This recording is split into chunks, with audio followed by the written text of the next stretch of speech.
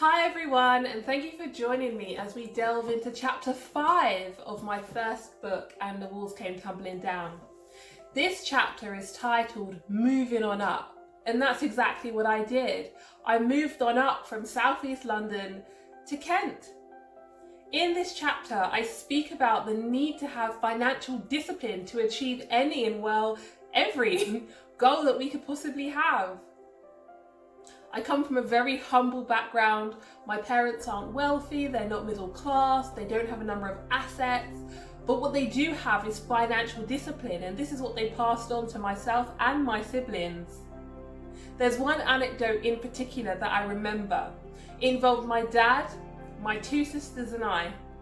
I won't go into the details right now because I need you to get a copy of the book. A special thanks to those across the globe with different genders, ages and cultures who have already purchased a copy of this book. I hope it has blessed you. I decided to be financially disciplined and to save aggressively in order to change my circumstance. And I'm not sure what you're facing or what your financial circumstance is, but you can do it too. If I can, you can. Tip number 1. Minimise your expenditure. Try cooking meals at home rather than getting takeaways. Tip number 2. Make social sacrifices. Start declining some of the invitations you receive to spend money socially. Tip number 3.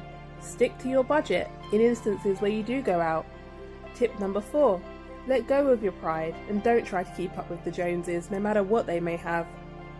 Tip number 5. Stay focused on having a lifestyle of financial discipline. Tip number 6, get some accountability to ensure you don't go over the top. And tip number 7, have a heart of thanksgiving and don't make wealth an idol.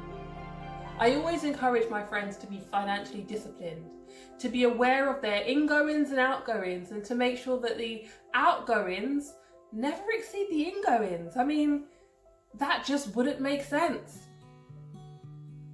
I remember budgeting my lunch for the week. I would spend £10 a week. I would go to Iceland, I would get the best of both 50-50 brand bread. I'd also get the tuna sweet corn filler and perhaps the corned beef, as well as a multi-pack of Walker's crisps, and I'd also get Jaffa cakes. Who doesn't like Jaffa cakes? But that would be my weekly shop. That would be my lunch. There was no fast food purchasing. It's so important to be financially disciplined to achieve our goals, even at the risk of our pride being hurt in the short term. To find out more information on the journey I took to get to where I am now, please do get yourself a copy of my first book, And the Walls Came Tumbling Down. You can purchase a copy of the book from my website, www.JahmellaEncourages.com. I look forward to you joining me in my next video.